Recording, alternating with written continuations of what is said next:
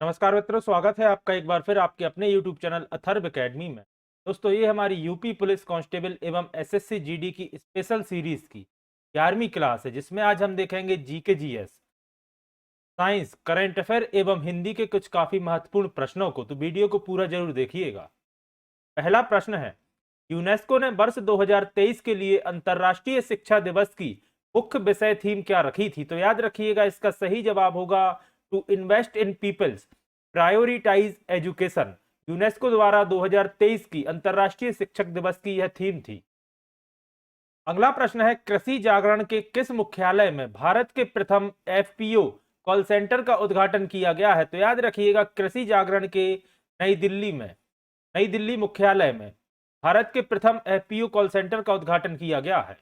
अगला प्रश्न है, ब्रांड गार्जियनशिप इंडेक्स 2023 में भारतीयों में पहले एवं विश्व में दूसरे स्थान पर किसे रखा गया है?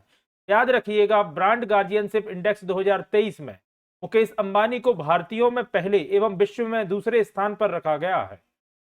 अगला प्रश्न है, हमारे सौरमंडल के किस ग्रह पर अभी तक के सबसे विशाल पहाड़ जिसका नाम है ओलंपस मॉन्स की खोज की गई है? तो याद रखिएगा, ओलंपस मॉन्स की खोज मंगल ग्रह पर की गई है, जो कि हमारे सूर्यमंडल का सबसे विशाल पहाड़ है।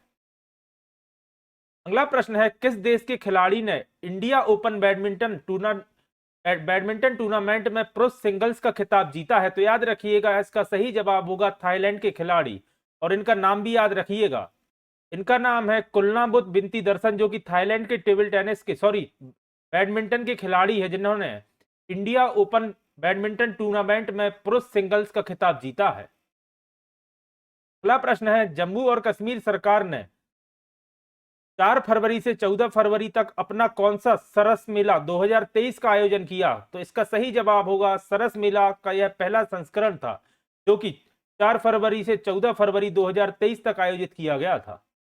अगला प्रश्न है, 21वें ढाका अंतरराष्ट्रीय फिल्म महोत्सव में हाल ही में एशियाई फिल्म प्रतियोगिता वर्ग में कितनी भारतीय फिल्मों को सर्वश्रेष्ठ पटकथा लेखक का पुरस्कार मिला है? तो इसका सही जवाब होगा 2 भारतीय फिल्मों को।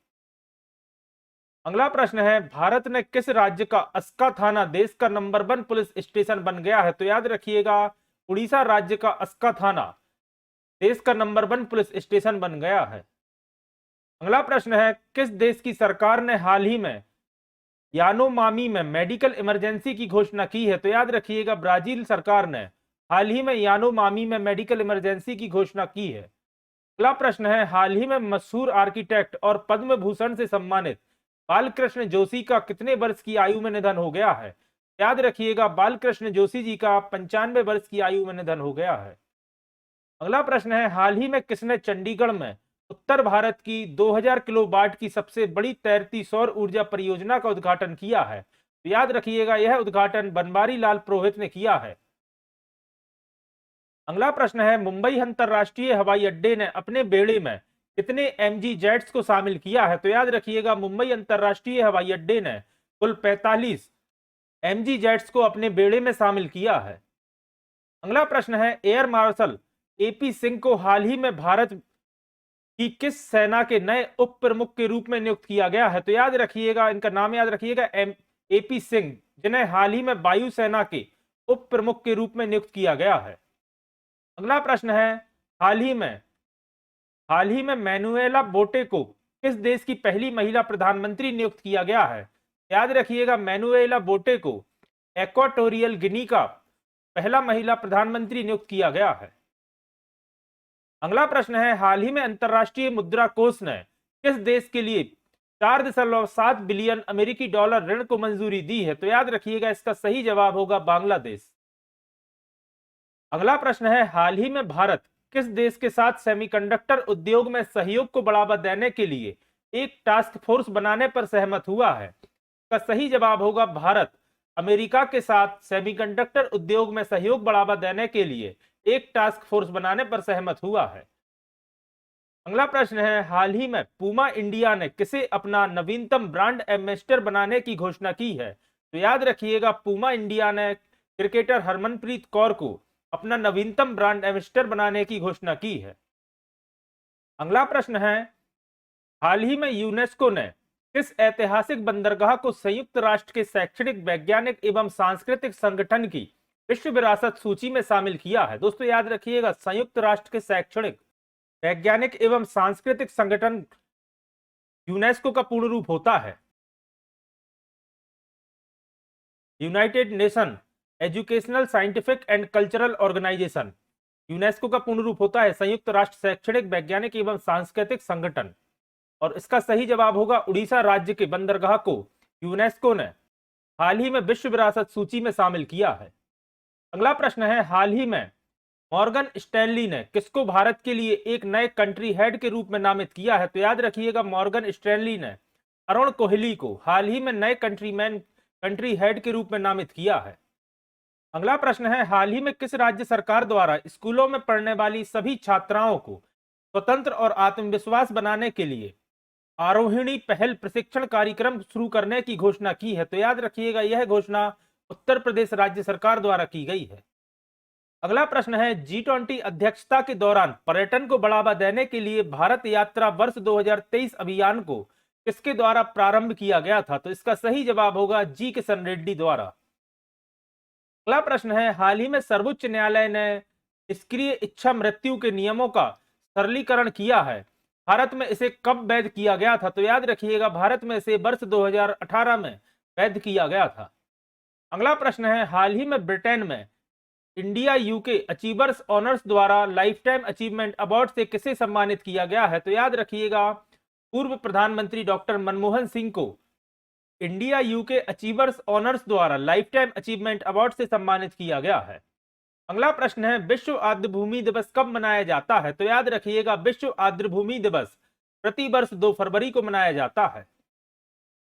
अगला प्रश्न है, वित्त मंत्री निर्मला सीतारमण स्वतंत्र भारत में लगातार 5 बार बजट पेश करने वाली कौन सी वित्त मंत्री है? तो याद रखिएगा, वह ऐसी छठी वित्त मंत्री हैं जिन्होंने लगातार 5 बार बजट पेश किया है।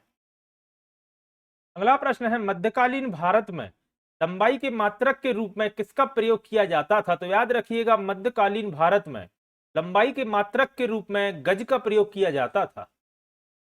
अगला प्रश्न है, कोई भी वस्तु जिसमें द्रव्यमान होता है वह स्थान घेरती है, वह क्या कहलाती है? तो याद रखिएगा, उसे ही द्रव्य कहा जाता है। अगला प्रश्न है, एक ही प्रकार के परमाणुओं से मिलकर बने वह आधारभूत रूप जिसे रासायनिक अभिक्रिया द्वारा सरल पदार्थों में नहीं तोड़ा जा सकता क्या कहलाता है? तो याद रखिएगा, उसे तत्व कहते हैं। अगला प्रश्न है, लोलक घड़ियां गर्मियों में सुस्त क्यों हो जाती हैं? तो याद रखिएगा, क्योंकि लोलक की लंबाई गर्मियों में बढ़ जाती है, इस कारण से लोलक घड़ियां गर्मियों में सुस्त हो जाती हैं। अगला प्रश्न है, वर्षा की बूंद किसके कारण गोलाकार होती है? तो याद रखिएगा, सतह तनाव के कारण वर्षा की बूंद का आकार गोल होता है। अगला प्रश्न है, तेल दीप की बत्ती में तेल किसके कारण से ऊपर चढ़ता है? तो याद रखिएगा, केशिका क्रिया के कारण तेल दीप की बत्ती में तेल ऊपर चढ़ता है। अगला प्रश्न है, श्यानता की इकाई क्या है? तो याद रखिएगा, श्यानता की इकाई पॉइज होती है। अगला प्रश्न है, उत्पलावक्ता से संबंधित महान वैज्ञानिक कौन था? तो याद रखिएगा, उत्पलावक्ता का सिद्धांत महान वैज्ञानिक आर्किमिडीज द्वारा दिया गया था। अगला प्रश्न है, महान वैज्ञानिक आर्किमिडीज किस देश से संबंधित थे? तो याद रखिएगा, आर्किमिडीज का संबंध ग्रीस से था। अगला प्रश्न है, विभवांतर का मात्रक क्या होता है? तो याद रखिएगा, विभवांतर का मात्रक वोल्ट होता है। अगला प्रश्न है, एक आदर्श वोल्ट मीटर का प्रतिरोध कितना होता है? तो याद रखिएगा, एक आदर्श वोल्ट मीटर का प्रतिरोध अनंत होता है, यानी इन्फिनिटी होता है। अगला प्रश्न है, प्रतिरोध का मात्रक क्या है? तो याद रखिएगा, ओम प्रतिरोध का मात्रक होता है। अगला प्रश्न है, घर में पंखे, बल्ब आदि किस क्रम में लगाए जाते हैं? तो याद रखिएगा, यह सभी समानांतर क्रम में लगाए जाते हैं।